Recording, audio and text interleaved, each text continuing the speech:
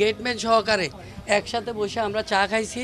এই মুরব্বী যিনি মারা গেছেন উনিও আমার সাথে চা সাধলাম, ওনাকে চাচা চা খাবেন, উনি বলছে আমি চা খাবো না। আমার এখানে একজন মুরব্বী থাকে, মানে উনি এখানে নাইট গেট, আমরা একসাথেই মিলেজুলে থাকি, যেহেতু আমরা রাত্রেবেলা এখানে থাকতে হয়, দুজনে একা একা থাকি।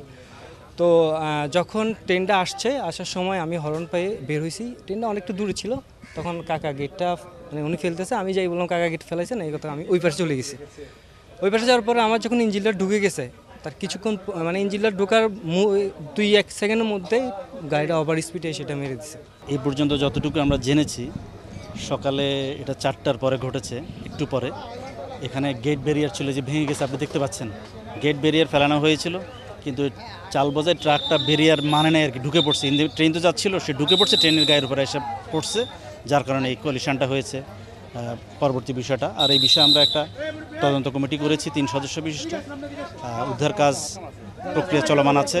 তদন্ত যখন করব তখন অনেকগুলো বিষয় আসবে, তো সবগুলো তো ইন অ্যাডভান্স বলা যাচ্ছে না। অ্যাপারেন্টলি যেটা মনে হচ্ছে যে, এবং স্থানীয় লোকদের সাথে কথা বলে, এখানে ঘটনা ঘটেছে তো ভোর 4:17 তো ওই সময় এখানে যারা প্রত্যক্ষদর্শী ছিলেন এবং আমাদের লোকজন যারা ছিলেন তাদের সাথে কথা বলে মনে হচ্ছে যে ট্রাকটা দ্রুতগতিতে আসার ফলেই দুর্ঘটনাটা ঘটেছে। তারপর তদন্ত কমিটি করা হয়েছে, আমরা সব বিষয়গুলো কি দেখতেছি দিয়ে, তো আশা করি যে 2-1 দিনের মধ্যেই আমরা পূর্ণাঙ্গ একটা চিত্র পেয়ে যাব, প্রকৃত কারণ।